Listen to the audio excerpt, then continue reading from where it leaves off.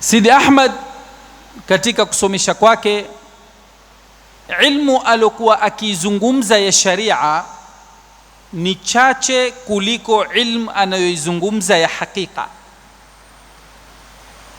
Na ilmu ya hakika inagusa roho, ilmu ya sharia inagusa akili.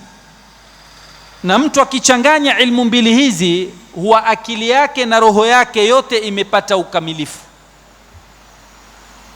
Na mtu akipata upungufu katika kueleza ilmu ya sharia, lakini akawa ni hodari katika kueleza ilmu ya hakika, yuwachukua roho za watu. Na kuchukua roho za watu ni kwepesi kuliko kuchukua akili za watu.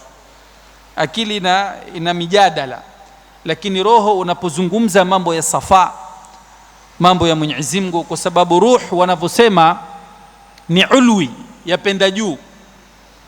Sasa unapoizungumzia mambo yake hupanda, ikipanda hushikana, ikaingiliana na ule mtu anaizungumza.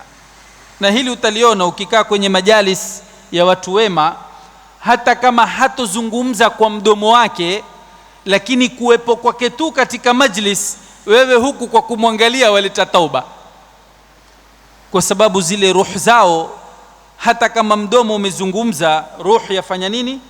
Yazungumza, ya penetrate, yaingia katika roho za wengine.